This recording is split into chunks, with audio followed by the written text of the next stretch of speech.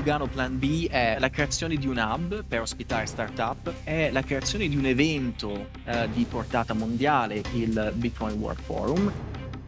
Vorrei un branzino, vorrei anche una bottiglia di Chardonnay, per favore. Posso pagare in Tether? È opportuno allearsi a una società che non ha un bilancio pubblico e non è soggetta a nessun organo di controllo e revisione e ha sede in un paradiso fiscale? No, vediamo sempre il male dappertutto. Commerci, start-up, formazione. Tracceremo un bilancio del Plan B dopo 1 anno e mezzo di vita e chiederemo a Tether quanto sono fondate le critiche e i dubbi sul suo operato. E ritorniamo nel mese di ottobre del 2017, dove avevamo fatto questo incontro per presentare un po' il mondo criptovalute. Abbiamo visto molto interesse da parte di investitori o di gente con patrimoni consistenti. Il problema era come possiamo investire in questo settore. La mia idea, il mio pitch era eccellenza mondiale di Bitcoin a Chiasso. La cosa è cresciuta in maniera tale che si è sentito il bisogno di associarsi per interfacciare i legislatori in maniera organizzata. Cripto, esperienza, confronto. Zugo sembra aver intrapreso la strada del successo. Chiasso, al contrario, ha abbandonato invece dopo soli 2 anni e pochi risultati il progetto della Cryptopolis.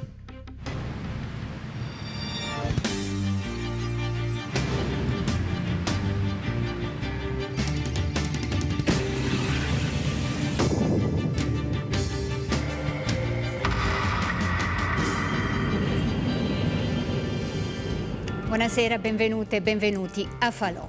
Plan B, B come Bitcoin. La città di Lugano, soprattutto il suo sindaco Michele Foletti, hanno puntato parecchio sul mondo cripto per rilanciare l'immagine della città, per trovare un altro settore promettente dopo che quello bancario è stato parecchio ridimensionato.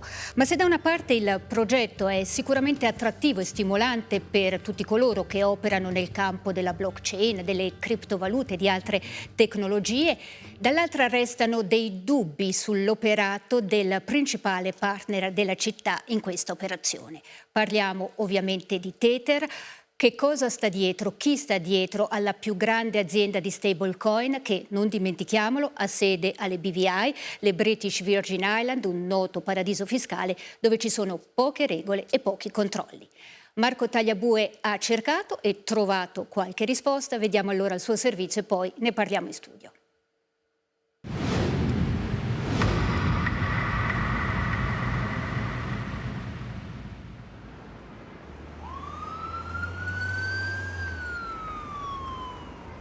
Mi chiamo Ben Foldi e lavoro per il Wall Street Journal. Ben, perché ha iniziato la sua inchiesta per il Wall Street Journal su Tether? Ho iniziato ad occuparmi di Tether perché era un po' un elemento critico dell'ecosistema cripto. Avevo anche moltissime domande senza risposta riguardo a chi c'è dietro Tether, a come opera. Direi che Tether potrebbe essere un partner non convenzionale, ma non so niente delle politiche comunali svizzere, quindi forse non è un partner anticonvenzionale per le politiche svizzere. Ci siamo incontrati dietro le quinte di un piccolo forum che avevamo organizzato come città di Lugano e ci ha detto: ma guardate che a Lugano ce n'è uno che se ne intende di blockchain e criptovalute. Tra l'altro non sapevo nemmeno che Paolo Arduino abitasse nel Luganese e quindi ci siamo incrociati dietro il palco. Piacere. Ho saputo che avete una diga. Vorrei fare mining con la vostra diga. Allora ho detto: Paolo, se c'è allora lo faccio io mining con la mia diga, non lo faccio fare a te. Dico, però se si sviluppa qualcosa di un po' più consistente a favore di tutto il territorio, allora incontriamoci. E poi in seguito ho conosciuto Giancarlo e ho conosciuto JL.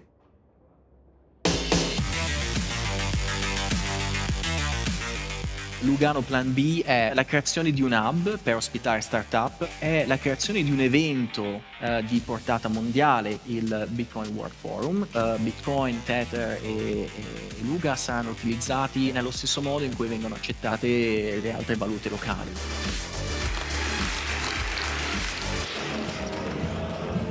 Io inizio però a sentire sottofondo la loro musica. Abbiamo a che fare con Lugano, con il Plan B, se ne è parlato parecchio. Insomma, le criptovalute che la città di Lugano mette sempre più in mostra e soprattutto crede in quello che saranno le criptovalute e i vari acquisti che si potranno fare anche nei negozi, pagare le tasse, insomma non è male.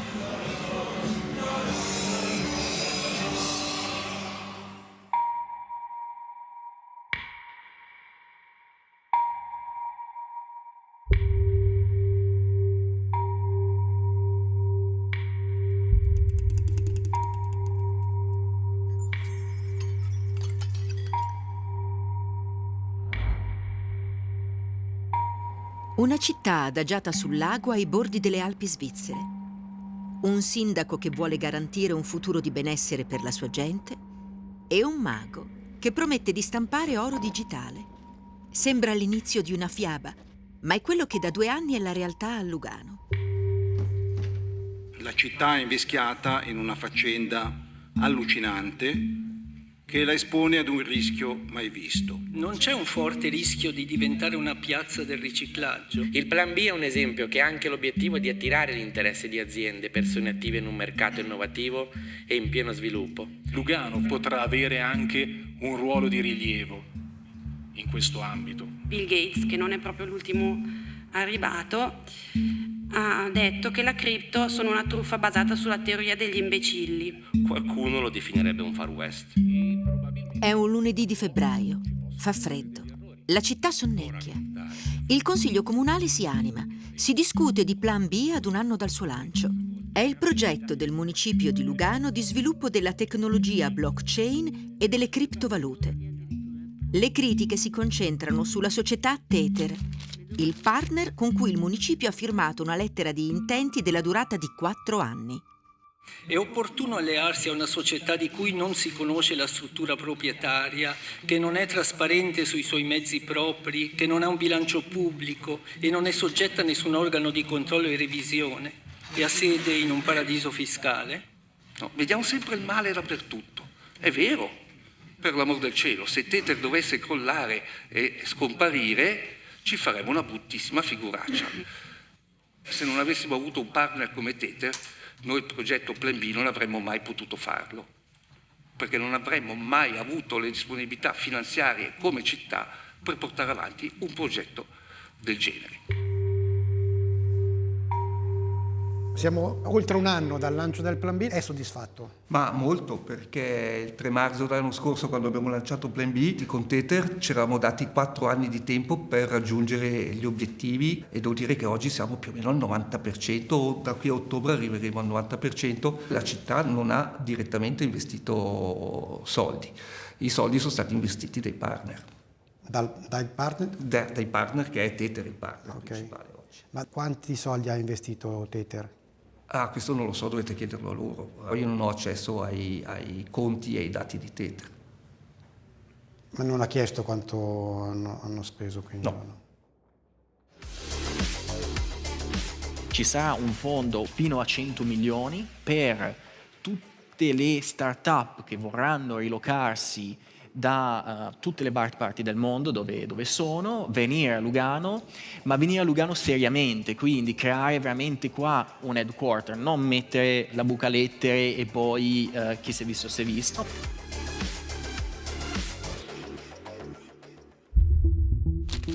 Nonostante le nostre reiterate richieste, Tether ha rifiutato di rilasciare qualsiasi intervista.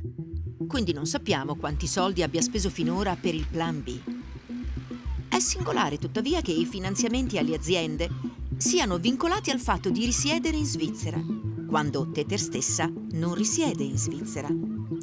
La società è infatti registrata nelle BVI, le Isole Vergini Britanniche, un paradiso offshore nel Mar dei Caraibi.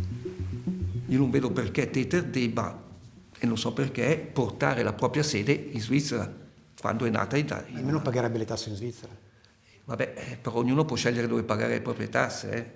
Anche le multinazionali che sono in Svizzera non è che pagano tutte le imposte in Svizzera, le pagavano dove gli conveniva pagarle. Quindi, a questo punto di vista, il nostro sistema permette alle persone di spostarsi tra un cantone e l'altro per pagare meno imposte e permette anche alle aziende di avere la sede principale da una parte e le succursali dall'altra. Non vedo perché dobbiamo obbligare qualcuno a non approfittare del nostro sistema svizzero. Loro non hanno una succursale qui in Svizzera? No. hanno soltanto la sede in un paese con una alle BVI o comunque alle isole dei Caraibi, dove abbiamo avuto per tanti anni e ci sono ancora banche svizzere che hanno le loro sedi.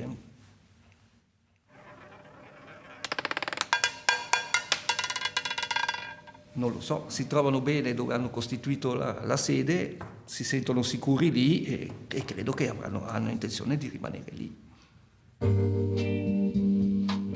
Lanciata nel 2014, Tether è una stablecoin, una sorta di gettone con il quale entrare nel magico mondo delle criptovalute e acquistare soprattutto Bitcoin. È considerata una valuta virtuale stabile perché a ciascun Tether deve corrispondere esattamente $1 americano. Ad oggi la società dichiara di averne raccolti circa 80 miliardi. Le vicissitudini del partner di Lugano occupano da anni le pagine del Wall Street Journal, il quotidiano più venduto negli Stati Uniti. La promessa fatta da Tether ai propri clienti è che ogni Tether emesso sia coperto da $1 americano. Le autorità finanziarie americane hanno voluto controllare se questo fosse vero e hanno scoperto che c'erano diversi casi in cui Tether non era coperta uno a uno da dollari americani. Addirittura in un caso Tether aveva dichiarato «In questo specifico momento abbiamo la tal somma», ma in realtà avevano versato i soldi sui conti quella mattina stessa e poi li avevano tolti il giorno dopo.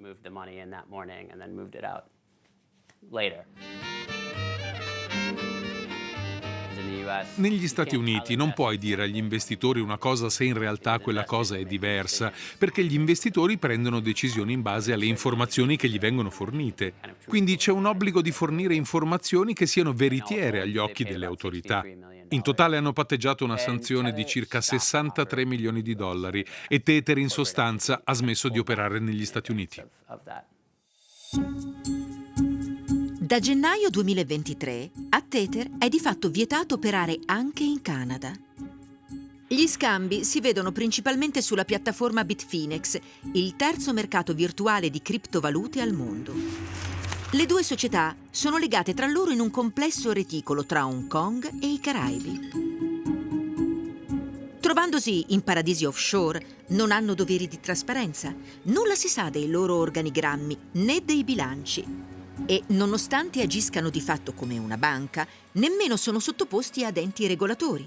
Quindi, nessun obbligo di diligenza sulla provenienza del denaro raccolto, né di rispetto di normative antiriciclaggio o di lotta al finanziamento al terrorismo. Secondo i loro siti web, Tether e Bitfinex sono guidati dalle stesse persone, Jean-Louis van der Velde, olandese ma di casa a Taiwan, e due italiani, Paolo Ardoino, responsabile tecnico, e Giancarlo De Vasini, un ex chirurgo plastico ed ex imprenditore nel mondo dell'informatica, considerato l'ideatore e l'artefice del successo globale delle due società. Giancarlo De Vasini è un italiano di formazione chirurgo estetico. Non si sa molto di lui, ma più indaghi su Tether più scopri che prevalentemente è lui quello che prende le decisioni. Secondo la nostra inchiesta, chi guida l'azienda è De Vasini. È lui l'uomo al comando. Lui ha dovuto studiare medicina perché suo papà l'ha obbligato, ma non ha mai fatto un'operazione di chirurgia plastica. Lui ha sempre operato nell'ambito dell'informatica, no? Tra l'altro, ecco, il bello del settore blockchain è che è talmente nuovo che è difficile trovare qualcuno che ha un master in blockchain, ma soprattutto gente che si è fatta da sola. Io lo incontro abbastanza spesso in città. Giancarlo De Vasini, all'inizio degli anni 90, crea Point G, una società di distribuzione informatica che commercia tra Hong Kong e Taiwan. È un periodo di boom. Il mercato è molto competitivo e con poche regole. La sede di Point G è a Milano. Era un cliente o fornitore di un mio cliente, comprava da me, comprava da lui e quindi ci siamo trovati in ufficio, se mi ricordo bene, mi ha presentato sto ragazzone un po' all'americana, in scarpe da ginnastica, molto sportivo, che aveva una ditta abbastanza importante, non era importantissima, non era tra le più, però era un distributore abbastanza conosciuto, ecco. Da un anno mi ero messo in proprio come commerciante di prodotti informatici. Io più che altro vendevo l'hardware. Siccome l'hardware comunque, soprattutto quando il computer era assemblato, veniva venduto con il pacchetto software, allora il cliente si installava il software lui. Quindi tu gli devi dare un pacchetto incellofanato, chiuso, imballato, e quindi come facevi a aprirlo e andarlo a controllare? Era fatto benissimo, cioè non era verificabile la cosa, non era verificabile. Un'organizzazione capillare capace di smerciare oltre 150.000 floppy disk contraffatti, copiati illegalmente e immessi sul mercato italiano da nord a sud, dalla Lombardia alla Puglia. Programmi come la MS-DOS 6.2, il Windows, l'Excel. Affari d'oro, miliardi di fatturato che sfuggivano anche al fisco. Affari finiti dopo la vasta operazione della Guardia di Finanza milanese che ha sgominato l'intera organizzazione di pirati del software. È il 1995 quando Giancarlo De Vasini fa parlare di sé, ritenuto tra gli organizzatori di una vasta contraffazione ai danni di Microsoft. Coinvolte oltre 150 piccole aziende, per lo più all'oscuro del fatto che quelli acquistati siano software contraffatti. Erano le 9:30 di sera, io oltretutto avevo mia moglie incinta che non stava neanche tanto bene, pensavo fosse uno scherzo francamente. Mi precipitai là nell'ufficio e c'erano appunto il nucleo di Guardia di Finanza che erano venuti da Milano e io chiaramente gli dissi: guardate, io vi posso dire dove li ho comprati, poi vedete voi, insomma. Il prezzo era poi quello regolare. Quel giorno lì è stato il giorno più brutto della mia vita. Ci siamo ritrovati la Guardia di Finanza in casa. Da me ne sono venuti 14, io non sapevo per che cosa fossero venuti, erano venuti per questi benedetti software. E tutta sta roba qua è scoppiata da un certo Angelo Venditti, che era quello che li stampigliava, e De Vasini che li commercializzava insieme a lui. Sequestrati oltre 25.000 floppy contraffatti, manuali d'uso, etichette pronte a far apparire nuovi di zecca, programmi e dischetti. Un brusco stop agli affari dei pirati del software che stavano lavorando per mettere sul mercato altri 120.000 floppy per un valore di oltre 4 miliardi. Ci hanno coinvolti in questa storia, abbiamo fatto i processi, ci siamo beccati la condanna per frode in commercio e abbiamo pagato la multa. Io sono rimasto con le braglie di tela, col culo a terra, non mi vergogno a dirlo, per 3 anni. Per colpa di queste grandissime teste di cazzo sono andato sotto agli strozzini. Le dico anche questo perché non mi vergogno mica a dirlo, perché uno deve anche campare. Io ho famiglia, avevo già 2 figli piccoli. Giancarlo De Vasini patteggia una multa milionaria per evitare il processo e continuare le sue attività.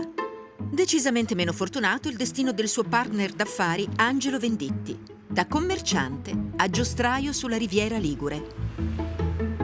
Sulla destra dovresti incontrare un incrocio con un semaforo. Se ci fai caso c'è una strada che si inserisce all'interno di un parco. Quello era il punto in cui lui aveva le sue giostre. Venditti aveva un retrobottega che aveva adibito a laboratorio. Prendeva un disco, metteva in un floppy e faceva una copia binaria del file, cioè proprio il file, il contenuto del disco A era identico nel disco B. Lui mi chiese se volevo partecipare a questa cosa qua, a me non interessava, io volevo fare quello che facevo, cioè mi piaceva mettere a posto, preparare dei computer. Io, per come l'ho vissuta, è stata una truffa quasi da Totò e Peppino. Dei due il genio del male non credo che sia Venditti. Venditti è banalmente il solito utile idiota, non lo so. Dopo le disavventure con Microsoft, la strada di Giancarlo De Vasini incrocia quella di un importante manager informatico in cerca di un finanziatore per aprire una nuova azienda. Io non ho cercato un finanziatore come De Vasini, io cercavo un finanziatore che mi desse una mano ad aprire questa azienda. Lui accettò il mio piano industriale per questa azienda e quindi nacque operativamente Freshbit SPA. Giancarlo De Vasini deteneva il 60%, se non ricordo male, io detenevo il 10%, fungevo da amministratore unico e responsabile commerciale. Lui diceva io voglio fare il socio finanziatore. E quindi facciamo il nostro lavoro, alla fine del primo anno abbiamo un fatturato che, se non ricordo male, era di 70 miliardi di lire. Eravate contenti? Beh, assolutamente sì, nel senso che partire da zero e fare gli attuali 35 milioni di euro non è una cosa così facile, però... Poi com'è andata? Dopo l'approvazione del bilancio, Giancarlo De Vasini, come socio in maggioranza, sfiduciò l'amministratore, cioè il sottoscritto. Con quale motivazioni? Col 60% delle azioni, fondamentalmente. Quindi l'unica cosa che lui dice, ma io una società del genere la posso far funzionare senza pagare il tuo emolumento. Perfetto. E da lì per me Giancarlo De Vasini e tutta la sua gang è sparita dai radar. Giancarlo De Vasini l'ho conosciuto nel 2002, lui aveva una società che si chiamava Freshbit e aveva bisogno di qualcuno che potesse seguirla perché il vecchio amministratore era andato via, quindi ho iniziato a lavorare con lui. Qualcuno mi ha detto che si faceva chiamare Mago Merlino, è vera questa cosa che si ricorda? Mago Merlino, non so il motivo per il quale si facesse chiamare solamente fosse il Mago Merlino, non lo so, so che ormai lo conoscevamo come Mago Merlino e forse perché si sentiva un mago, non lo so, perché aveva i capelli lunghi e biondi, non lo so, quindi sembrava un mago. Però in azienda lo chiamavamo tutti Giancarlo, quindi non era... De Vasini è un personaggio, quindi sicuramente non era il classico imprenditore formale in giacca e cravatta, ecco. Diverse volte era insieme a noi ad assemblare gli hard disk in magazzino, quindi ci dava anche una mano a livello produttivo, quindi tutti quanti ci davamo una mano. Era un'azienda, diciamo, come se fosse a conduzione familiare, però è un gruppo di amici di fatto. Secondo quanto scrive De Vasini, queste attività si sviluppano in una holding con oltre 100 milioni di euro di fatturato. Gli ultimi bilanci, invece, certificano ben altro. Le società vanno sempre peggio, accumulando debiti milionari.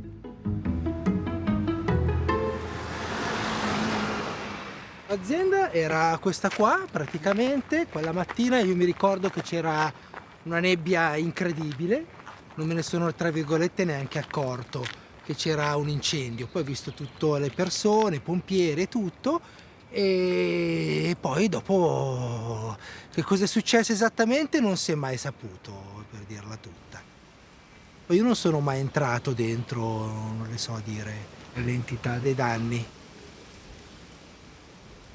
Mi ha chiamato proprio De Vasini sul cellulare dicendomi guarda che qua è andato a fuoco tutto quanto e in pochi minuti sono arrivato in azienda e ho trovato praticamente l'azienda completamente bruciata. I pompieri hanno detto che è stato un incendio, c'è stato così un incidente di percorso, quindi non è stato rilevato nessun tipo di manomissione o quant'altro, se no sarebbe stato un problema per tutti, certo. Per come conosco De Vasini, per lo spessore della persona, non è così stupido, prima di tutto, fare una cosa del genere, cioè devi proprio essere di basso profilo, cioè, non è la struttura proprio di De Vasini. Diciamo che è stato un colpo finale perché già il mercato andava male e pertanto l'investimento per riaprire tutto, ripartire da capo non era più conveniente. A quel punto penso che De Vasini abbia deciso di fare una scelta imprenditoriale, quindi non è più conveniente ripartire, reinvestire, ma cambiare.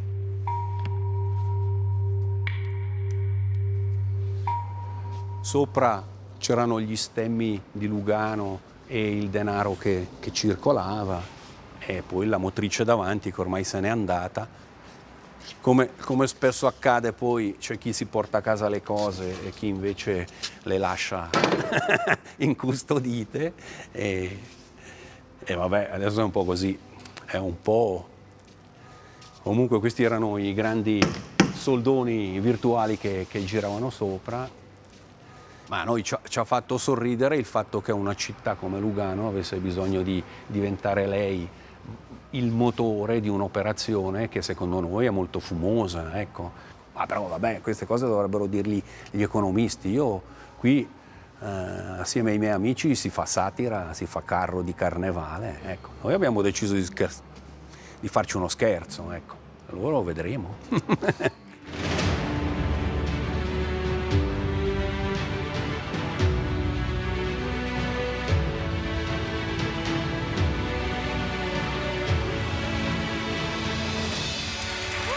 Oggi posso dirvi che dal 1° di aprile, e non è uno scherzo, dal 1° di aprile si potrà iniziare a pagare certificati, tasse e servizi comunali in Bitcoin e Tether.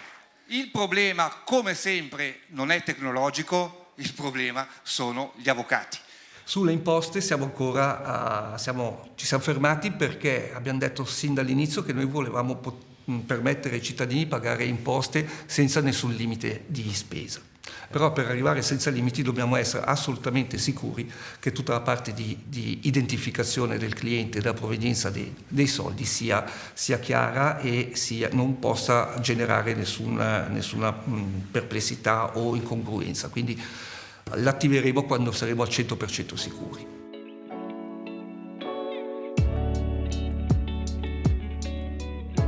È la rivoluzione degli acquisti di Lugano. In città si può comprare di tutto con Tether e Bitcoin, la più diffusa criptovaluta al mondo. Il meccanismo è semplice, quasi come utilizzare una carta di credito. Buongiorno. Ma nulla è gestito dalla Svizzera. I pagamenti infatti sono elaborati da una società in Slovenia e il cambio lo finalizza Bitfinex dai Caraibi. Questo perché in ogni caso i negozianti ricevono solo franchi svizzeri. 350 i punti vendita aderenti, per un incasso di oltre 200.000 franchi in meno di un anno. Buongiorno. Non si sa però chi siano questi nuovi cripto clienti. Non lo sa nemmeno il sindaco. Posso pagare in Tether? Noi non facciamo il tracciamento dei clienti, cioè c'è una legge sulla privacy nella nostra confederazione, quindi non possiamo andare a tracciare i clienti per sapere chi ha speso dove. Certamente non lo può fare il municipio, perché i dati di negozi e clienti luganesi sono raccolti, elaborati e conservati da una società estera, di cui Giancarlo De Vasini e Paolo Ardoino sono soci.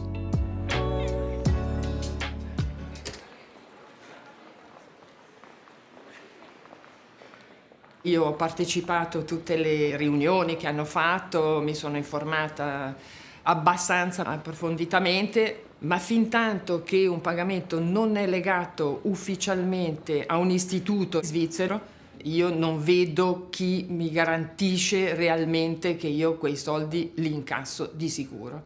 Perché la Visa ha dietro delle banche, per esempio, come l'American Express, eccetera. Cioè, loro, a me non è stata data indicazione che ve ne sia uno, quindi loro insistono sul fatto che il rischio è zero, ma quando poi io ho posto delle domande mirate, intanto non ho avuto neanche un interlocutore perché sì, la chiamo, la contatto. Siccome dell'attività del negozio rispondo io voglio essere sicura di non correre nessun tipo di rischio. Perché uno va alle British Virgin Island o alle Cayman, no? In queste giurisdizioni che garantiscono l'anonimato bancario e societario? Perché c'è la spiaggia bella per fare il bagno? Può essere. Ma in tema economico, cioè vanno lì perché possono dire quello che gli pare, ma nessuno può controllare. Tether pubblica sul proprio sito la certificazione delle riserve, cioè un documento che vorrebbe dimostrare l'effettiva esistenza dei capitali raccolti, elaborata da un'azienda specializzata. Dopo aver cambiato diversi certificatori di dubbia reputazione situati tra le isole Cayman e le Bahamas, Ardoino e De Vasini scelgono BDO Italia, una società di Milano, nonostante Tether abbia la sede ad oltre 7.000 chilometri di distanza. L'attestazione è un documento di sole 10 pagine. È una relazione di una società di revisione su queste riserve. È chiaro che non sono andati alle BVI, quindi loro hanno lavorato su lettere che gli hanno fornito. Lettere che gli hanno fornito che attesterebbero la presenza di denaro, oro, obbligazioni, compagnia bella con una piccola quota di Bitcoin di 80 miliardi di dollari. 80 miliardi di dollari. Riepilogando, la società Tether gli fornisce delle carte a questo signore di Milano, il quale guarda le carte e dice sì, queste carte dicono che hanno questi denari. Però è chiaro che nessuno si può fidare di una società che non ha contabilità, che non ha niente, che ha un sito internet, no? Quindi uno si chiede, ma quali sono le banche, quali sono i depositari di queste attività? Perché non c'è scritto? No, non c'è scritto. Normalmente quando si chiede alla società di revisione un'attestazione, la società di revisione deve fare la verifica fisica. Dovrebbero fisicamente andare dove c'è la sede sociale, esaminare se veramente sono depositati questi soldi. Ma sono tanti 80 miliardi di dollari in una banca su una spiaggia, cioè voglio dire. Beh, allora come fa una società di revisioni a certificare? Bisogna chiederglielo alla società di revisione. BDO Italia non ha risposto alle nostre domande. La società che certifica le riserve di Tether negli ultimi 2 anni è stata sanzionata 4 volte dalle autorità italiane con oltre 1 milione di euro di multa per violazione dei principi di revisione. Nel novembre 2022 certifica come sani i bilanci della più grande piattaforma italiana di criptovalute, The Rock Trading. Peccato che solo 3 mesi dopo la società fallisca, lasciando un buco di oltre 20 milioni di euro e migliaia di clienti danneggiati.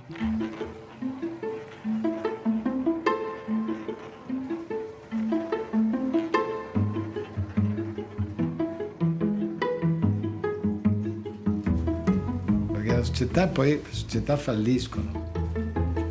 E poi falliscono dove questi?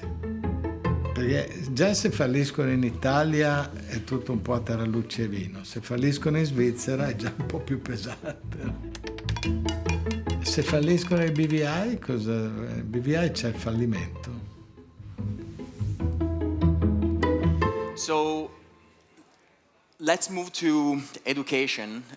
Education is the pillar, is probably the most important pillar of Plan B.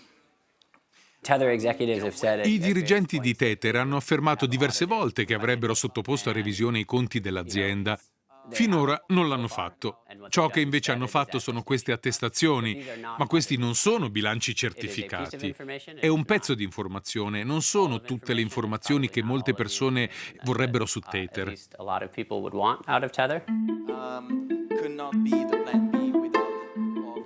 Questa è trasparenza? È un modo per confondere? È volontariamente ingannevole? Io sono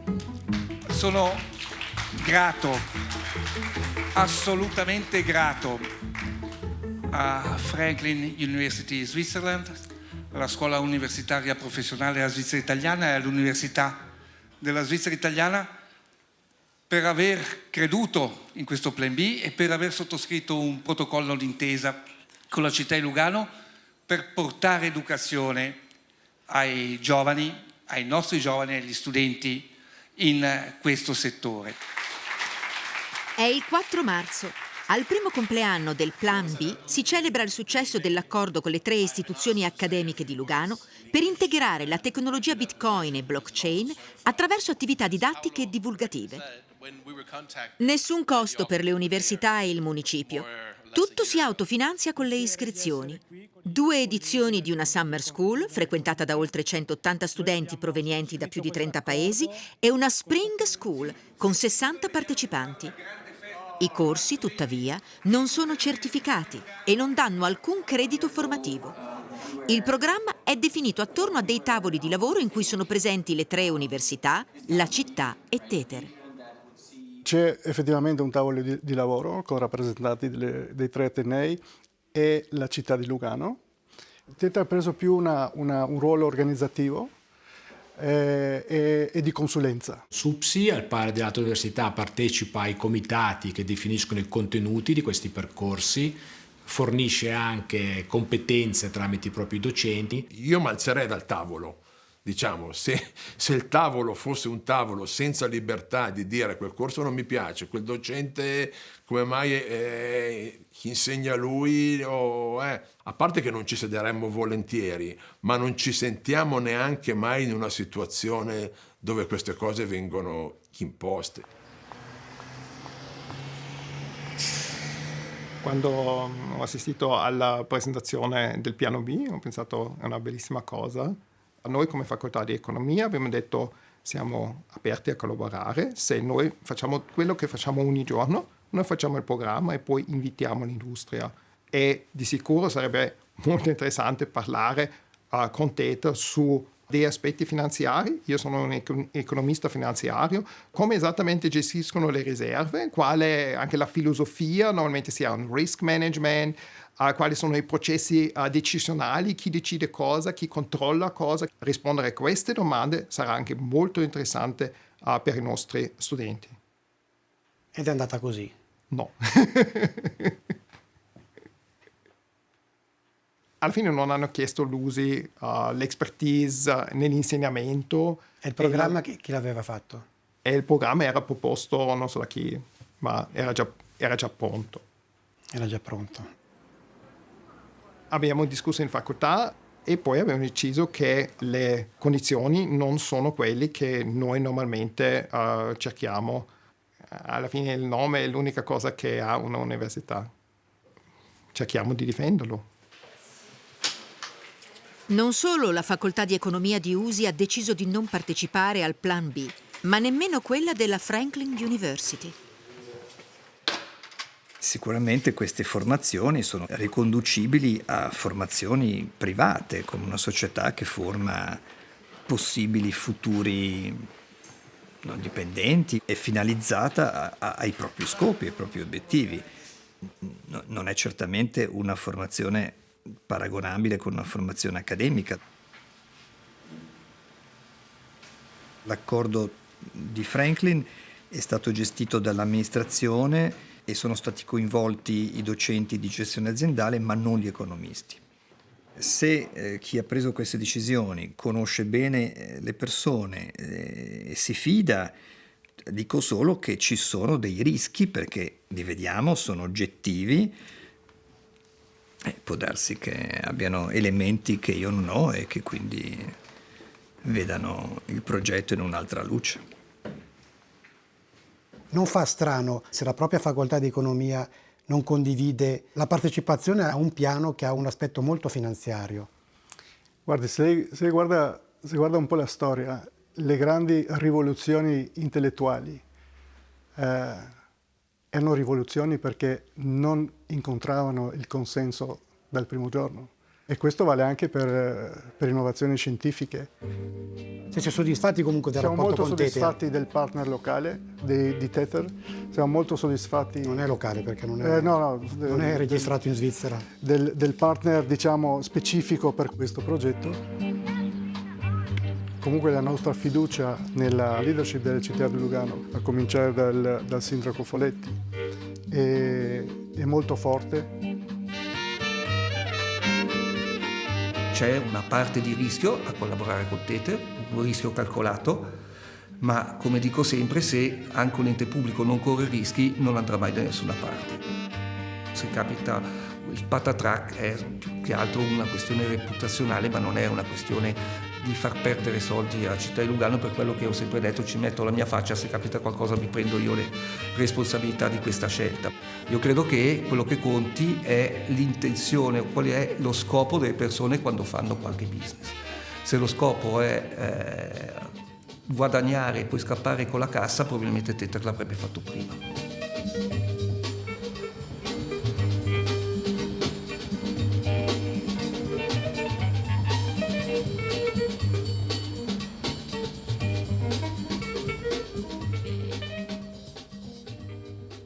Ecco, c'è sicuramente fermento, c'è interesse attorno al mondo delle cripto, l'industria cripto, ci sono però anche diversi interrogativi aperti che questa sera possiamo porre direttamente al nuovo CEO di Tether. Benvenuto Paolo Ardoino, grazie per aver accettato l'invito di Falò e benvenuto anche al sindaco di Lugano, Michele Foletti, benvenuto anche a lei. Paolo Ardoino, ecco, mi permetta di andare subito al sodo e di guardare alle criticità che emergono dal servizio. Il fondatore di Tether, Giancarlo De Vasini, ha un passato discutibile, è stato coinvolto, l'abbiamo visto, in una maxi truffa, alcune sue società sono fallite. Ecco, che effetto le fa tutto questo? Beh, il termine discutibile non lo condivido affatto, anche perché nel servizio si è parlato di un patteggiamento milionario, sarebbe importante a livello giornalistico chiarire che il patteggiamento milionario si parlava in milioni di lire, sono 30.000 franchi, quindi non è le maxi truffe a cui siamo abituati, sono molto diverse. Sempre una multa, comunque è sempre stato coinvolto in una truffa. È stato sicuramente una delle persone sentite nel caso, è una persona che ha comunque deciso di patteggiare per mettere dietro di sé questo problema. Quindi comunque è un problema che è successo più di 30 anni fa, mi sembra un po' inopportuno e quasi fazioso comunque riportarlo in questo contesto quando, ripeto, stiamo parlando di una multa di 30.000 franchi. Serve però a dare magari un po' il profilo anche del personaggio. Non condivido. Senta, un'altra questione invece, quella della vostra sede alle BVI. Come mai avete la sede alle BVI? Come mai non la portate a Lugano, dove mi sembra che abbiate sempre più interessi e più relazioni professionali anche? Beh, in realtà se la persona che ha fatto il documentario avesse effettivamente studiato Tether capirebbe che il 99% del business che fa Tether è nei paesi in via di sviluppo e nei mercati emergenti. Quindi, e soprattutto, diciamo, la maggior parte dei clienti di Tether sono effettivamente dei trader che hanno anche sedi alle BVI o alle Bahamas. Quindi si pensa sempre che ci sia qualcosa di strano, qualcosa di un motivo ulteriore nell'avere una società alle Bahamas, alle BVI, quando tante anche banche svizzere e banche in tutto il mondo hanno società alle sempre BVI. Meno, sempre meno. Sempre meno, ma comunque esistono. E diciamo che il nostro business è svolto al di fuori della Svizzera. La Svizzera l'abbiamo presa come esempio di trasparenza, esempio di solidità e esempio di libertà, perché questo siamo qui, non siamo qui per fare business in Svizzera. D'accordo, adesso parliamo un attimo invece del plan B. Michele Foletti, è il suo orgoglio, Lugano, ecosistema aperto, come lei l'ha definito, si può pagare praticamente tutto in Bitcoin. L'ha detto ancora recentemente, quasi 400 commerci accettano i Luga, un po' meno accettano i Bitcoin e i Tether, eppure le transazioni nei primi 9 mesi dell'anno sono state pari a 200.000 franchi, decisamente pochi. Cosa vuol dire? C'è poco interesse a pagare da parte dei luganesi, ma anche dei turisti che volete attirare. Vuol dire che noi a Lugano stiamo cercando di mettere in piedi un ecosistema, sviluppare delle tecnologie che sicuramente non sono le tecnologie per la Svizzera. La Svizzera è il paese più bancato, con il miglior sistema bancario, con il miglior sistema di carte di credito, c'ha Twint. La Svizzera non ha bisogno delle criptovalute per poter creare un'economia, ma la Svizzera può permettere di sviluppare queste tecnologie che poi potranno essere esportate in paesi dove le banche non ci sono, dove la gente non ha conti bancari, dove una carta di credito costa un occhio da testa, dove il deposito in banca in valuta estera non si può fare. Quindi siamo partiti da questo concetto, per parte da lontano, Lugano Living Lab, vogliamo essere un laboratorio per nuove tecnologie. Stiamo sviluppando una nuova tecnologia che non deve essere per forza la tecnologia del futuro a Lugano, ma se funziona in Svizzera, funzionerà a maggior ragione nel resto del mondo. Quindi, mi permetta solo di dire, l'avete lanciata nel senso come grande successo, certo. Però il successo in realtà non c'è, perché dall'altra parte non c'è una vera richiesta. È un successo, perché guardi, noi siamo partiti con la nostra criptovaluta, con i Mai Lugano, perché tutto quanto è partito nel 2020 per rilanciare il commercio con questo sistema di fidelizzazione con i Luga. E a Coté ci abbiamo messo anche il resto, e i Luga funzionano. I Luga oggi abbiamo più di 12.000 cittadini di Lugano che hanno un wallet sul telefonino, che usano i Luga, prendono il cashback. Però. Poco. Come poco? Poco, nel senso, se le transazioni sono 200.000 No, ma lei franchi. stava parlando di Tether e Bitcoin. No, tutto No, insieme. guardi che con i Luga siamo andati ben oltre a queste cifre. Noi abbiamo chiesto questi dati ci sono stati dati. Senta invece, Paolo Ardoino, Startup, lei ha dichiarato al lancio del Plan B che Tether avrebbe messo a disposizione 100 milioni. Appunto, abbiamo anche mandato il pezzettino, mi sembra proprio di poter dire 100 milioni, un fondo importante quindi per aiutare, per investire nelle start-up che hanno intenzione di venire a Lugano, di mettere la loro sede a Lugano. Avete già usato parte di questo fondo? Il fondo non è stato messo solo a disposizione di Tether, l'idea è stata lanciata da diversi partner nel contesto del Plan B. Ci sono varie aziende che hanno deciso di entrare a far parte del gruppo, di far parte anche della fondazione che poi è stata stabilita da pochi giorni nel contesto sempre del Plan B. E quindi finalmente siamo arrivati a poter dare un aggiornamento sull'utilizzo appunto di questi fondi. Questi fondi sono in processo, sono fondi fisici, sono fondi diciamo finanziari, tematici, quindi abbiamo stabilito finalmente 4 temi per l'utilizzo, per diciamo, sovvenzionare le start-up che rispetteranno questi 4 temi, quindi comunque sempre temi nel mondo Bitcoin, Lightning Network, mercati emergenti e peer-to-peer applications. Quindi ci aspettiamo nei prossimi mesi di poter finalizzare i prospetti. C'è un processo ovviamente regolamentare, si parla, sembra dal servizio che si faccia sempre riferimento a poca regolamentazione, invece siamo molto seri sulla parte regolamentare, come uno può vedere se facesse un minimo di ricerca, e quindi anche per quanto riguarda i fondi noi stiamo facendo tutti i passi necessari per poter dare la massima certezza nel momento in cui quando potremo fare investimenti di serietà, struttura e consistenza. Quindi non ho capito una cosa, però i 100 milioni di cui avevo parlato 1 anno e mezzo fa li avete già usati? Non ancora. I fondi sono in processo di creazione, quindi sono degli strumenti finanziari e questi fondi avranno questo mandato per poter permettere alle start-up di ricevere investimenti, ovviamente le start-up che rispecchiano il prospetto di ogni fondo. Ok, non vorrei essere cattiva, vuol dire che i 100 milioni allora non c'erano, quelli dichiarati I 100 milioni possono esserci e non essere ancora utilizzati. D'accordo, quindi ma è arrivata qualche start-up adesso in questo anno e mezzo? Assolutamente sì, stiamo valutando, nonostante i fondi non abbiano ancora i prospetti finalizzati, varie start-up ci hanno già approcciato e comunque devo dire che la mia società, Tether, nel corso dell'ultimo anno e mezzo ha fatto investimenti per quasi 1 miliardo, quindi diciamo che i 100 milioni ci sono, semplicemente è giusto fare i passi adatti per poter fornire le rassicurazioni alle start-up che decideranno di rivolgersi a noi.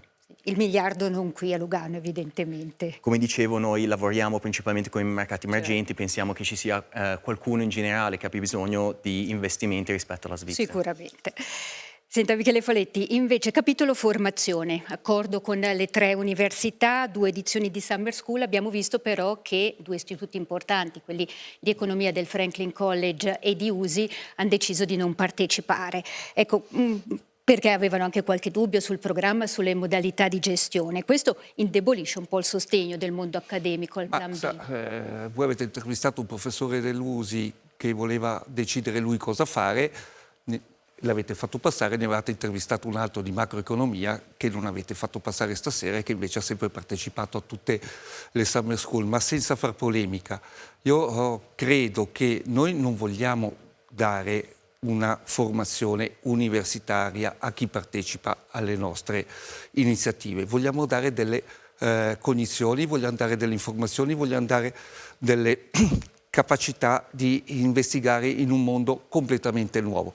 Non c'è università, forse solo quella di Basilea, che ha dei corsi legati principalmente alla blockchain, ma non ci sono altre università in Svizzera. C'è SUPSI che faceva qualcosa, poi il suo professore migliore ha deciso di andare a fare una start-up e se n'è andato. Quindi quello che bisogna capire è che siamo in un mondo completamente nuovo, una tecnologia estremamente innovativa, dove oggi non c'è, lo dicevo anche prima del servizio, non c'è un master in blockchain, perché nessuno ha le competenze per fare un master in blockchain. Chi ha sviluppato le competenze è perché le ha sviluppate sul campo. Quindi è un avvicinamento a quello che poi sarà un settore accademico in futuro. Noi stiamo dando una mano alle nostre università per avvicinarsi a questo mondo, come stiamo dando una mano alle nostre banche per avvicinarsi a questo mondo. Voi dovete capire che stiamo parlando di una tecnologia che ha pochi anni, una tecnologia che è la tecnologia del futuro, e qui è una tecnologia dirompente e ci sarà ancora. Bisogna soltanto avere la curiosità e l'onestà intellettuale di volersi approcciare a questa tecnologia e volerla affrontare. Noi quello che volevamo fare, con Paolo abbiamo sempre detto, diamo opportunità ai nostri giovani. Loro fanno una fatica enorme a trovare programmatori, a trovare persone che sanno lavorare sulla tecnologia blockchain, perché non ci sono scuole.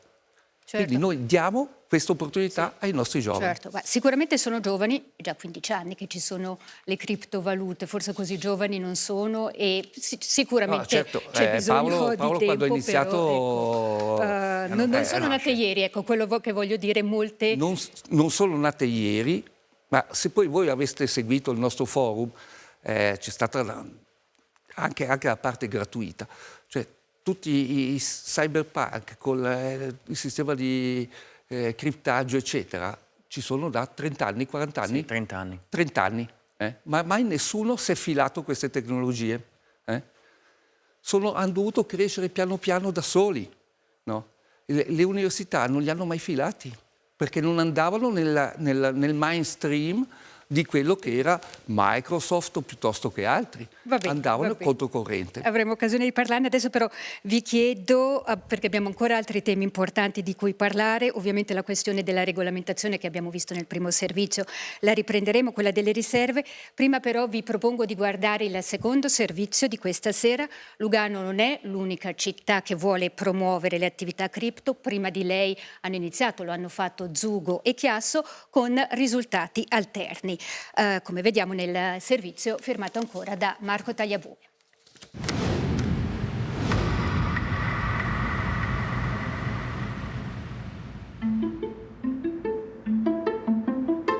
Io nella mia carriera ho avuto l'occasione di incontrare i responsabili di Tether e di Bitfinex proprio qui a Zugo, dove erano in visita e da quel che mi ricordo avevano dimostrato interesse a sapere cosa facevamo noi qua.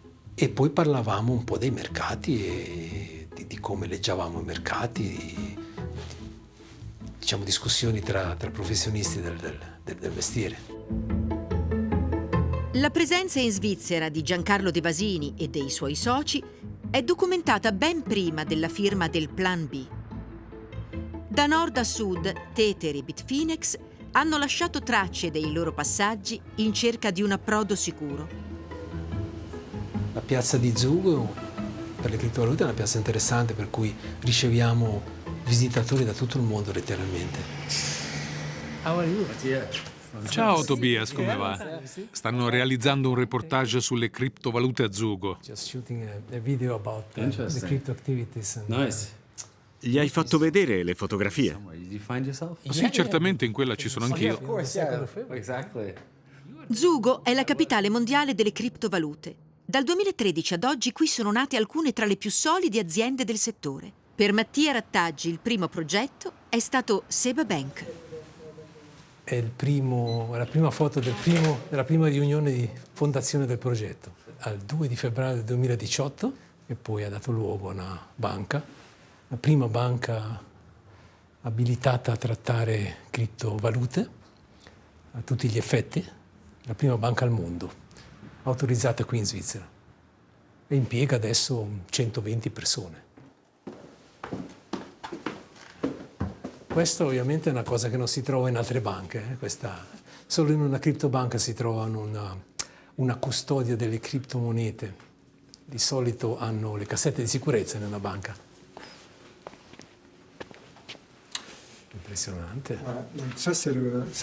Questo è il cavò. Non si vede niente, è completamente protetto da un sistema di sicurezza con il controllo dell'iride e delle vene. È tutto nascosto dietro. È necessario avere una custodia delle criptovalute a livello richiesto da una banca o che ci si aspetta da una banca autorizzata. Questo è stato fatto ex novo, così da garantire la massima sicurezza a chi ci deposita, ai clienti che ci depositano le criptovalute. Già nel 2017 abbiamo visto molto interesse da parte di investitori o di gente con patrimoni consistenti. Il problema era come possiamo investire in questo settore. Questa gente ha visto molti rischi, per cui da lì è nata anche l'idea di fondare direttamente una banca, a tutti gli effetti, che potesse trattare le criptovalute. Io venivo da un passato in una grande banca dove mi sono anche occupato tantissimo di politica regolamentare. Ovviamente ho portato questa esperienza qua, ho detto guardate qui c'è qualcosa di nuovo che si monta, è molto promettente, dobbiamo fare sì che si sviluppi in maniera sostenibile e non che risulti in una bolla speculativa con danni di reputazione. Nato e cresciuto in Mesolcina, formazione accademica tra Friburgo e Cambridge, poi 17 anni in UBS.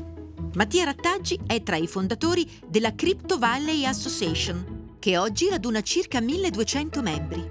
C'era una comunità che si è stabilita tra gli imprenditori, tra la classe politica, tra i service providers. La cosa è cresciuta in maniera tale che si è sentito il bisogno di associarsi per interfacciare i legislatori in maniera organizzata. Sotto l'egida della Crypto Valley Association abbiamo emesso anche dei codici di condotta su come le cose dovevano essere fatte per chi voleva stabilirsi qua.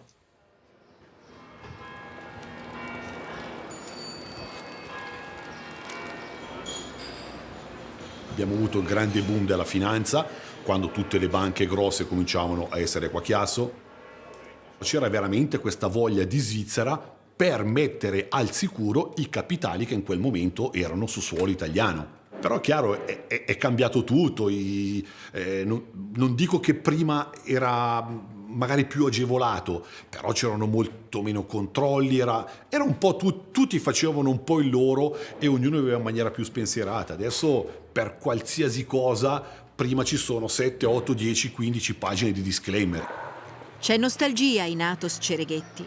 Anche lui ha lavorato in UBS, 30 anni nel settore divise e metalli preziosi. A Chiasso le banche davano lavoro a più di 1500 persone. Poi, nel tempo, gli impieghi sono scesi a meno di 250. Nel 2017 più o meno, parlando con il sindaco di Chiasso, il signor Bruno Rigoni, collega in banca per 30 rotti anni, quindi ci conosciamo bene anche dal lato lavorativo, si decide di provare a fare un qualcosa per provare ad attirare qualcuno legato a questo nuovo mondo, a queste nuove tecnologie su Chiasso. Sappiamo che il declino bancario tradizionale era ormai cominciato da qualche anno, si provava a inventare qualcosa di nuovo. Qui siamo nella sala A del Palapens e ritorniamo nel mese di ottobre del 2017, dove abbiamo fatto questo incontro per presentare un po' il mondo criptovalute, il mondo del Bitcoin, eccetera.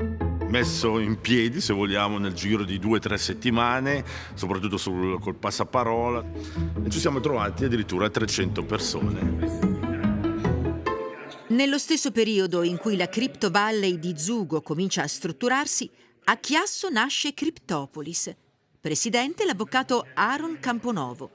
Gli scopi sociali somigliano molto al Plan B, promuovere blockchain e criptovalute. Come a Lugano, il primo evento è l'organizzazione di un incontro pubblico. Tra i promotori anche il divulgatore italiano Giacomo Zucco. L'idea era: guardate che risonanza ha avuto Zug.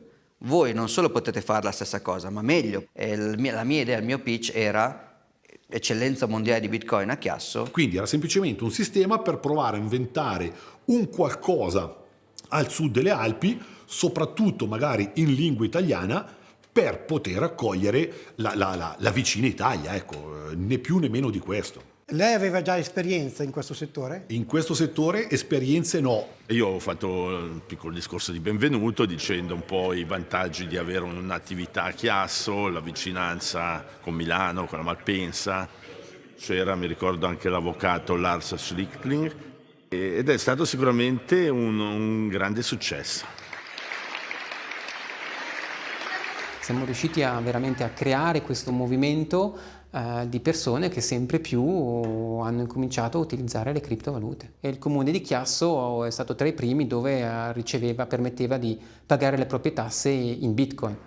Avevamo così pensato di dare la possibilità di pagare le imposte fino a un controvalore di 250 franchi in Bitcoin. E lì abbiamo fatto un piccolo comunicato stampa. E questo comunicato stampa a costo zero praticamente ha girato tutta l'Europa, è arrivato fino in Corea del Sud. Cassa di risonanza a livello planetario, gente che chiamava da Singapore, Australia, Canada, Hong Kong, chiamavano da tutto il mondo per sapere cosa stavamo inventando. Da giurista vi posso dire che per noi è un po' l'Eldorado, come essere Natale. Sul palco anche l'avvocato Lars Schlichting, amministratore delegato della società che controlla Eidu. È la piattaforma di criptovalute su cui si appoggia il municipio di Chiasso per cambiare i bitcoin in franchi e che lavora con Bitfinex di Giancarlo De Vasini. Cioè voi dovete pensare a Bitfinex un po' come la banca centrale, dove c'è la liquidità. Anche Eidu utilizzava Bitfinex per cambiare. Cioè, alla fine non è che sono tanti, per forza di cosa si deve lavorare con loro. Dunque noi ricevevamo il bitcoin, cambiavamo il bitcoin e il comune di Chiasso riceveva i franchi per il pagamento delle tasse. Eidu è domiciliata a Chiasso, fondata nel 2017 da Natale Massimiliano Ferrara, nativo di Reggio Calabria. Poche notizie su di lui. Studente in un istituto tecnico, nessuna formazione accademica, un progetto Bitcoin in Bulgaria con Giacomo Zucco. Ferrara, che è socio fondatore di Cryptopolis, ha rifiutato di rilasciare un'intervista. So che era attivo nell'ambito delle criptovalute prima di fondare Eidu, quello posso dirle di sì. Ma non so se era attivo in Italia o in Svizzera, no? No, allora è italiano, è nato in Italia, però era attivo anche in altri paesi europei. Prima di arrivare in Svizzera era in un altro paese europeo. Okay. Poi ha lavorato anche era anche a Londra, cioè ha viaggiato abbastanza. Laurea in legge a Friburgo e master in finanza internazionale a Zurigo, Lars Schlichting rimane affascinato dalla mentalità dei due completi autodidatta italiani con cui lavora, Natale Ferrara e l'ex chirurgo plastico Giancarlo De Vasini. Sono persone che, da mia esperienza, hanno una visione del futuro molto avanzata, dunque loro sono 10 anni davanti a noi nel vedere come si muoverà la società.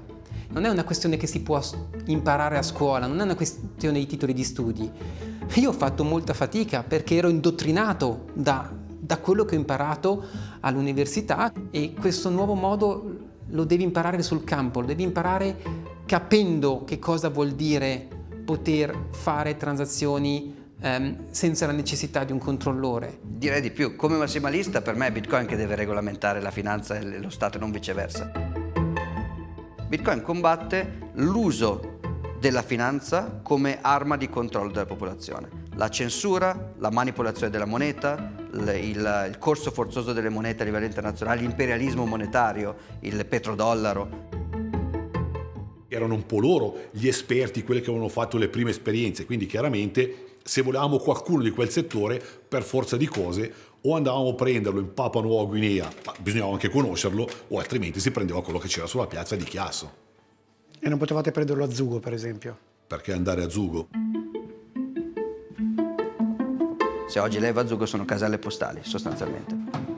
Non c'è un centro di competenza, non vado lì per incontrare persone che stanno veramente costruendo qualcosa. Nel senso, a Zugo, per il poco di tasse che si paga, di certo non le si paga in Bitcoin. Stiamo andando a Zurigo a un evento organizzato da Finance 2.0. È un evento più importante in Svizzera di finanza digitale, e questa sera ci saranno delle premiazioni, in particolare dei prodotti reputati più innovativi e prescelti. Ce ne sono 3. Il caso vuole che un prodotto prescelto sia il prodotto che ho qui a Zugo sin dal 2020. Ovviamente vanno a premiare imprenditori, attori e prodotti reputati sicuri. L'associazione di Zugo, fin dal 2017, è affiancata dal cantone con un ufficio di promovimento economico molto attivo. Oggi ci sono 500 società in ambito blockchain e oltre 1000 addetti residenti. Anche qui le tasse sono pagabili in criptovalute. Solo negli ultimi 2 anni sono stati 150 i contribuenti per un incasso di oltre 2 milioni di franchi. Chi viene a Zugo si trova in un ambiente cosmopolita. Qui si vive bene, le famiglie di questi lavoratori di alto livello si sentono a loro agio. Abbiamo diverse scuole internazionali. Ci sono aziende che hanno 10, 20, 30 dipendenti.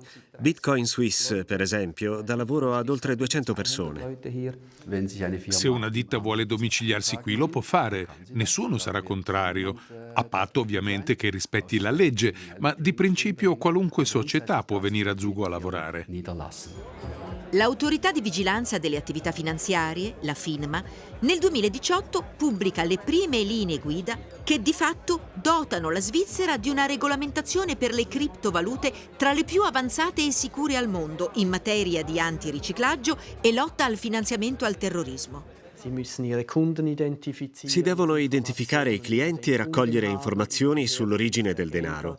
E nel caso di lacune gravi, gli organismi di controllo hanno anche la facoltà di imporre sanzioni fino all'espulsione.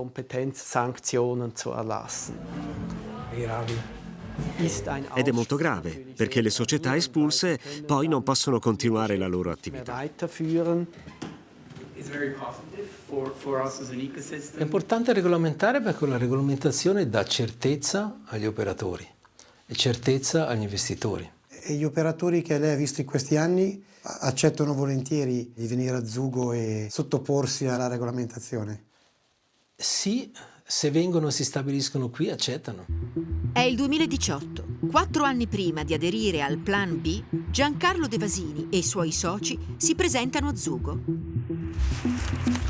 Bitfinex, infatti, viene ricevuta dai vertici della Segreteria di Stato per le questioni finanziarie e dal consigliere federale Schneider Ammann. Lo scopo? Trasferire la propria sede nella Crypto Valley.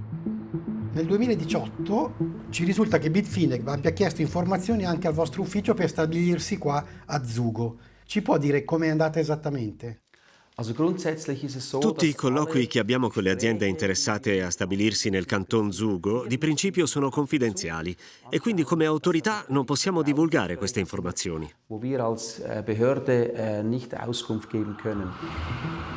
Ma c'è un problema che Bitfinex e Tether si trascinano da tempo. Le banche americane non sono più disponibili ad accettare il loro denaro. Si rivolgono allora a Crypto Capital Corporation, società di Panama nel Mar dei Caraibi, che si propone come una sorta di intermediario e prestanome. Le banche cercavano di evitare i rischi legati all'accettare società cripto come clienti. Crypto Capital usava invece una sorta di rete di aziende in tutto il mondo.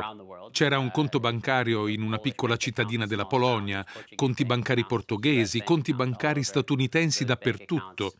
Conti aperti con pretesti diversi, ma in realtà i conti venivano usati per depositare e spostare soldi delle società di criptovalute. Quello che non ha funzionato per Tether e Bitfinex è che Crypto Capital ha finito per essere coinvolta in ogni genere di accuse di criminalità. Il proprietario è stato arrestato per riciclaggio di denaro in Polonia, dove hanno confiscato diverse centinaia di milioni di euro. Altre confische di conti ci sono state in Portogallo e negli Stati Uniti e penso che in totale a un certo punto Bitfinex e Tether avessero qualcosa come 800 milioni di dollari bloccati in questi conti ai quali non potevano accedere. Devono aver passato brutti momenti Giancarlo De Vasini e i suoi soci. Il proprietario di Crypto Capital in carcere per riciclaggio e narcotraffico ed i loro conti bloccati. È sconcertante uno scambio di messaggi tra Giancarlo De Vasini, che si firma Mago Merlino, e l'emissario della società panamense, il Mago di Oz. Nei documenti del tribunale si può leggere il messaggio di Giancarlo De Vasini che dice «Ehi, ci servono questi soldi» e Crypto Capital che risponde «Oh, ci dispiace, abbiamo qualche problema con la regolamentazione, vi daremo i soldi più avanti». Poi De Vasini insiste «Ci servono davvero, è in gioco tutto l'ecosistema cripto».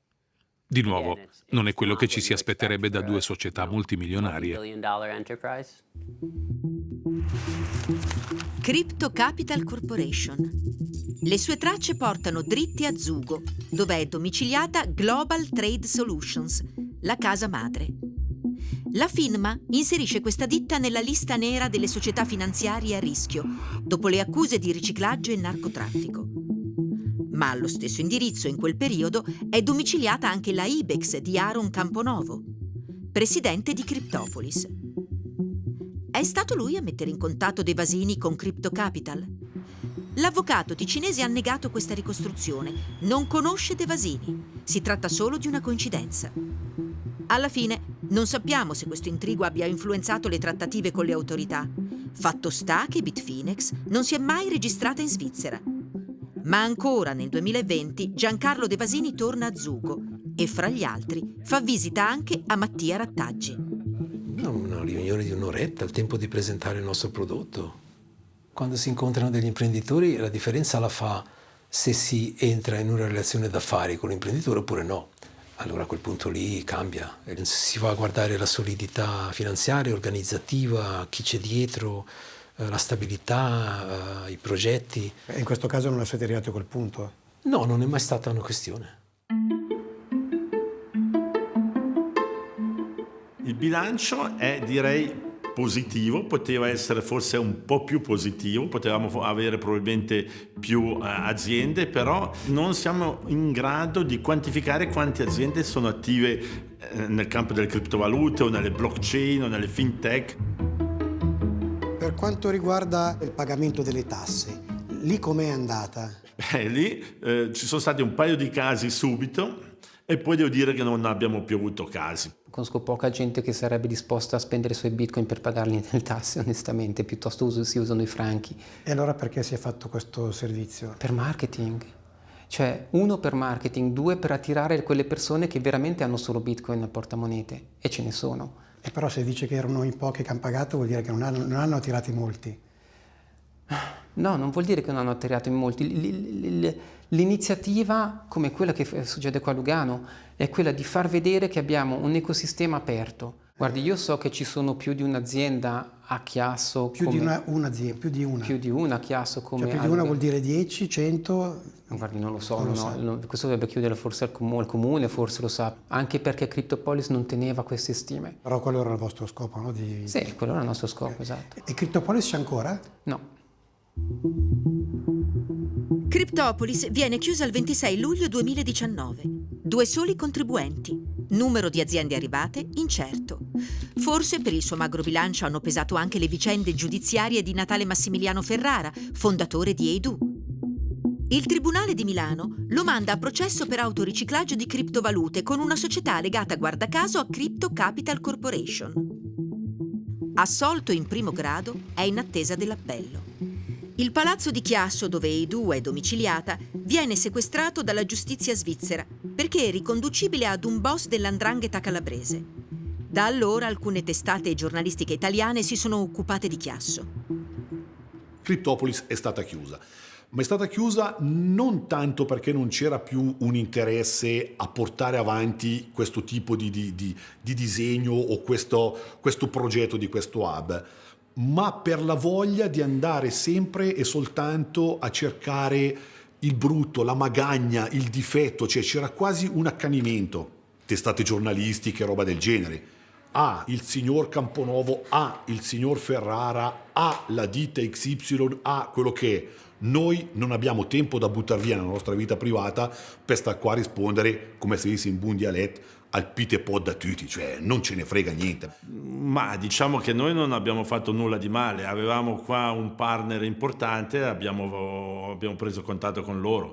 È stato un rapporto molto, diciamo, marginale e poi si sono trasferiti a Lugano. Ma lei l'ha conosciuto il signor Ferrara? Il signor Ferrara non l'ho conosciuto, no. Non l'ho conosciuto. Anche l'esperienza in Bulgaria coi bitcoin di Natale Ferrara con Giacomo Zucco è fallita dopo pochi anni. Nonostante questi insuccessi, oggi Zucco è uno dei relatori dei corsi di formazione sulle criptovalute del Plan B di Lugano. Perché dovrei avere fiducia in Giacomo Zucco che ha avuto queste esperienze nello stesso settore che però non hanno funzionato? Non dovreste, questa è un'ottima domanda. Uno dei motti di Bitcoin è Don't Trust, Verify. Io non parlo di Bitcoin, io parlo di Giacomo Zucco. Se lavoro bene non c'è bisogno di fidarsi di me, nel senso, al detto di se io faccio una lezione, è chiaro che se uno paga prima la lezione un po' si deve fidare, ma finita la lezione i miei studenti riescono a evitare di doversi fidare di me in futuro.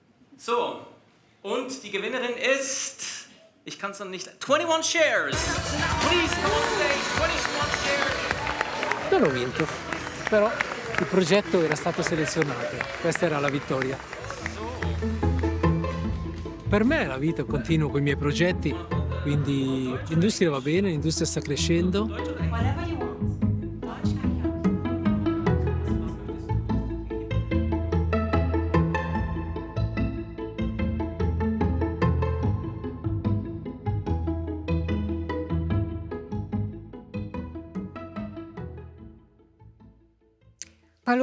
Paolo Ardoino, oltre Gottardo c'è un centro molto importante che per le criptovalute, Zugo. A Zugo c'è una banca, c'è un'associazione con più di 1000 iscritti, ci sono 500 aziende, ci sono 1000 addetti addirittura. Perché allora per Tether, che è la più grande azienda di stablecoin, non sarebbe stato più interessante andare a Zugo? Del resto ci sono stati dei contatti. Cos'è successo? Ma io direi che la differenza tra Zugo e Lugano è molto evidente. Da un lato il tempo non è un granché, ci sono solo caselle postali, non si mangia così bene, visto che Lugano è vicino invece all'Italia. Dall'altra parte si vive appunto a Lugano, che è vicino all'Italia, bel tempo, un bel lago, quindi è un turismo molto importante, 3 università, che è un altro dei temi estremamente importanti, un contesto aperto grazie a un'amministrazione comunale molto all'avanguardia. Quindi ci sembrava un terreno fertile per poter costruire qualcosa insieme con una partnership pubblico-privata.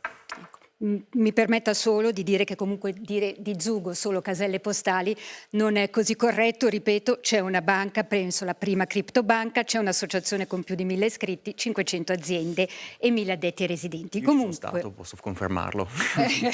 Abbiamo visto comunque anche nel servizio quanto si muove attorno a Zugo, senza farne per forza l'esempio di eccellenza. Michele Foletti, abbiamo visto invece che l'esperienza di Chiasso è stata piuttosto deludente, era partita alla grande, poi è finita in poca cosa.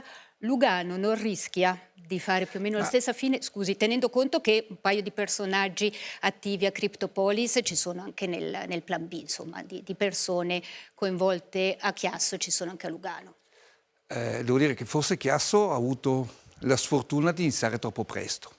Sono partiti presto e la situazione non era ancora così matura, non c'era ancora la consapevolezza che oggi c'è sulle tecnologie blockchain, perché poi parlate sempre soltanto di criptovalute, ma per noi quello che è importante è la tecnologia. Le criptovalute sono una parte della tecnologia che sarà quella che è dirompente e che servirà in futuro. L'altra questione è che Chiasso non aveva un partner potente, importante, che può sopportare tutto quello che si mette in campo per sviluppare tutto quanto. Noi abbiamo trovato in Tether un partner che ci aiuta, che è fondamentale e che ci aiuta anche finanziariamente a portare avanti tutto questo. Nella città di Chiasso ai tempi, nella città di Lugano oggi non avevano loro i tempi, non abbiamo noi oggi i tempi, le risorse per poter sviluppare quello che è stato sviluppato negli ultimi 18 mesi a Lugano. Aidu non è Tether allora? Non lo so io. No, perché avevano Rispondo comunque io no. un partner. Aidu non è Tether. No, cioè, va bene. Lo chiede a me. No, non lo so. Io non sono visto Tether. che... Va bene, allora sulla fiducia diciamo che Aidu non è Tether e quindi la fine che ha fatto Aidu non è la fine che farà Tether. Beh, direi innanzitutto non conosco la fine che ha fatto Aidu. Sicuramente Tether è un'azienda internazionale, è un'azienda che è leader nel settore, è un'azienda che ha creato un'innovazione che ad oggi le banche centrali ci stanno copiando con le monete elettroniche emesse, che vorrebbero emettere direttamente loro. È una tecnologia che abbiamo creato noi direttamente. Secondo me sarebbe carino che il servizio facesse vedere anche i lati positivi e non solo quelli negativi dell'incertezza della tecnologia blockchain. Ci sono tanti aspetti positivi che sicuramente se la persona che ha realizzato il servizio ne avesse avuto voglia di studiare sarebbero emersi. A me sembra che la sua competenza economica sia paragonabile a quella di un microonde. Beh, non è cortese e corretto nei confronti di chi ha fatto il servizio, anche perché noi ci siamo soffermati su dei dati concreti e non abbiamo inventato niente. Comunque adesso la fermo. Sulla prima parte mi permetto di dissentire perché comunque... No, comunque Parliamo veramente, siamo partiti da dati concreti e documentati. Senta, adesso però vi propongo di ascoltare insieme le considerazioni di Antonio Foglia, vicepresidente del Consiglio di amministrazione della Banca del Ceresio, banca di proprietà della sua famiglia, e Foglia infatti sono banchieri attivi nel settore dei servizi finanziari fin dai primi anni del Novecento. Signor Foglia, lei è un banchiere di lunga data, credo di poter dire anche un liberista convinto, non restio alle novità, ma lei investe in criptovalute? No, le ho studiate e ho deciso per adesso di soprassedere, perché mi sembrano delle soluzioni tecnicamente in alcuni casi brillanti, ma ha un problema che forse in un certo senso non esiste, e dalle analisi fatte con gli esperti del settore di cui ci siamo circondati è anche emerso che forse l'unica criptovaluta che ha una robustezza dal punto di vista matematico, criptografico e finanziario è il Bitcoin, ma il Bitcoin non ha praticamente nessuna possibile utilizzazione pratica. L'unica cosa che può essere è oro digitale, che però è un ossimoro. Senta, parliamo adesso invece della regolamentazione, perché è importante avere delle regole precise per il sistema finanziario, e nel sistema finanziario includo anche le aziende che hanno a che fare con le criptovalute. Io non sono un fanatico assolutamente delle regole, sono un nostalgico di un periodo in cui valeva di più la fiducia, anche perché permetteva una biodiversità del sistema che le regole invece tendono a appiattire. Oggi ci sono, quindi l'importante è che valgano per tutti gli attori e non ci possano essere degli attori che sfuggono alle regole, magari presentandosi come se invece fossero assoggettati. C'è un altro aspetto importante che è quello della certificazione. Tether ha pubblicato un rapporto di BDO Italia sullo stato delle riserve. Come dobbiamo leggere questo rapporto? Che cos'è? Quello che Tether pubblica è una fotografia su regole un po' fatte ad hoc, che quindi potrebbe anche essere totalmente costruita, perché se non abbiamo il film di come si arriva a quella fotografia, se non abbiamo un chiaro specchio del perimetro di consolidamento, per esempio, potrebbero esserci anche dei prestiti tra società collegate, eccetera, che permettono di far vedere dei saldi che magari non esistono in quel momento. Sì. Chiaro, questo invece con un bilancio certificato consolidato non si ha. Esatto, e nel caso di Tether la cosa tutto sommato è sorprendente, perché da un lato promettono un bilancio certificato dal 2017 e dall'altro hanno 84 miliardi di dollari di depositi sostanzialmente della loro clientela, e questa cifra dovrebbe facilmente permettere l'interessamento di un grande auditor. E il terzo aspetto sorprendente è che persone che si interessano di cripto e che quindi esprimono sostanzialmente una sfiducia per il sistema e cercano qualcosa di alternativo al sistema, poi vanno a fidarsi di un'entità che è quanto di più debole il sistema possa esprimere, e oramai non esiste più nessuna società di cui possiamo comprare un'azione o un'obbligazione che non sia assoggettata all'obbligo di bilancio certificato secondo regole precise. Signor Foglia, lei vede qualche rischio, e se sì quale, per un'autorità politica nel promuovere le criptovalute? Secondo me il rischio è più che altro reputazionale. Il rischio è quello che tutto questo sia una bolla, che i conti siano inventati. Insomma, lo vediamo col processo attuale a FTX, che il mondo cripto è fatto di gente che definiamo quantomeno originale, e Tether stesso ha tra i suoi principali promotori delle persone con dei trascorsi. Dal 1° dicembre a Lugano si potranno pagare tutti i servizi, però in particolare le tasse, senza limite in Bitcoin o in Tether. È uno strumento interessante e efficace per portare persone a vivere a Lugano. Mi sembra solo ed esclusivamente una campagna di marketing per le cripto. Non mi sembra che possa avere nessun effetto pratico nell'attrarre contribuenti e che sia soltanto una mossa promozionale. Il motivo per cui un milionario, un buon contribuente dovrebbe trasferirsi a Lugano sono altri. Assolutamente sì, e questi motivi andrebbero migliorati perché in questo momento non siamo certo il cantone più attraente della Svizzera. Pienamente d'accordo. Paolo Ordoino, la parola chiave è trasparenza, la fiducia si basa anche sulla trasparenza, eppure di Tether sappiamo poco. Abbiamo questa revisione fatta da BDO Italia, che però è una fotografia, mi sembra di poter dire, della vostra situazione patrimoniale. Quindi manca un po' il quadro completo, il film, ecco, che porta a questa fotografia. Come mai non avete mai pubblicato un bilancio consolidato certificato? Allora, innanzitutto posso dire che c'è anche in questo caso una scarsa comprensione del nostro rapporto che si chiama attestazione.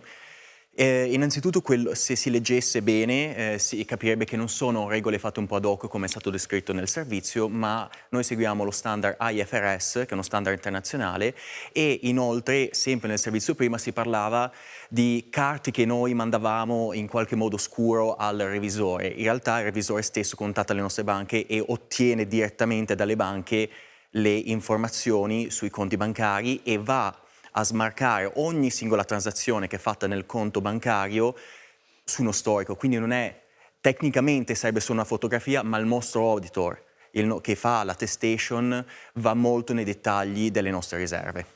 Quindi al film completo anche, cioè c'è qualcuno che sa qual è lo stato di salute completo della società Tether, che conosce gli attivi, i passivi, le entrate, le uscite, che conosce anche tutti questi aspetti, cioè perché non l'avete pubblicato, cioè questo documento non c'è da nessuna parte pubblicamente. Il revisore, per suo conforto, per controllare, visto che è il quinto revisore al mondo per dimensioni, ha un fatturato di 12 miliardi l'anno il revisore stesso, quindi è un ente molto importante.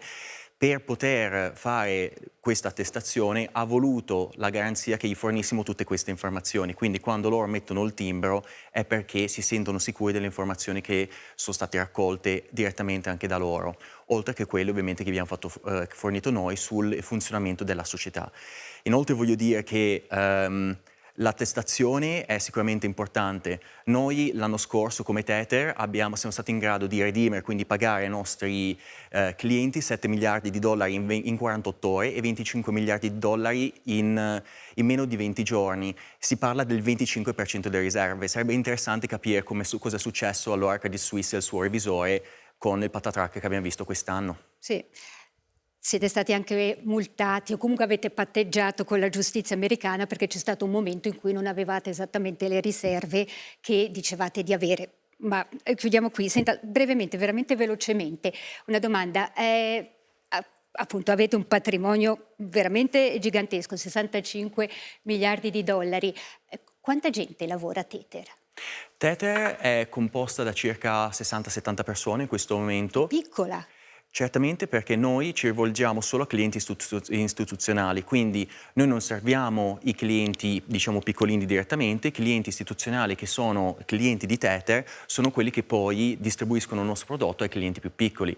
La maggior parte dei dipendenti di Tether lavorano nel, ovviamente, campo finanziario e risk management, tant'è che Tether non è stata soggetta come le 3 banche, ad esempio, o 4 banche che sono fallite quest'anno, Silicon Valley Bank, Signature, Silvergate e Credit Suisse, non è stata soggetta a questi problemi perché la gestione del rischio è fatta molto bene ed è estremamente conservativa. Quindi bastano 65 persone, insomma, per gestire una società. Se sono brave, sanno lavorare bene, se sono competenti, sì, ripeto, bisogna andare a vedere in società in banche che hanno 15.000 persone e falliscono facendo perdere tutti i soldi ai loro clienti. Va bene. Senta, un'ultima domanda invece per il sindaco Michele Foletti. Pagamento delle imposte in Bitcoin o Tether. Sperate davvero di attirare qualche grosso contribuente facendo così? No, noi vogliamo dimostrare che si può farlo e può essere fatto. Zugo l'ha fatto, penso che ci saranno delle società che sono già presenti a Lugano, che in portafoglio hanno Bitcoin e che magari vogliono pagare le imposte in Bitcoin e in Tether. Ma come ho detto prima, vogliamo dimostrare che può esistere un ecosistema tecnologico che permette di vivere e utilizzare Tether e Bitcoin in un mondo istituzionale fatto e finito, da fare la spesa, pagare l'assicurazione, a cassa malati. Ci sono casse malati che accettano Bitcoin, Sì, no? certo. E quindi anche pagare le imposte, perché così chiudiamo il cerchio. Questo diventa un modello e, come ho detto prima, magari un modello esportabile in altri paesi. Immagino che tanti di voi fossero presenti al forum di settimana dello scorso weekend e quindi avranno sentito i resoconti di senatori, di parlamentari di paesi emergenti che sono assolutamente interessati all'esperienza di Lugano e a quello che siamo riusciti a fare a Lugano, e sono interessati anche alla tecnologia che grazie a Tether siamo riusciti a sviluppare a Lugano e che siamo pronti a portare nel resto del mondo. Come abbiamo avuto anche l'esposizione della Banca Nazionale a sabato mattina, che ha spiegato perché non vuole entrare nel mondo delle criptovalute retail, quindi commerciali. L'ha spiegato, ha detto ci sono già i privati che lo fanno molto bene, noi non entreremo. Noi questa tecnologia è una tecnologia fenomenale, la utilizzeremo per altre cose. Va bene, vedremo, non mi resta che dire, vedremo, ecco, se si diffonderà un po' di più, perché la realtà dei fatti che No, ma, sono davvero dire, in conclusione.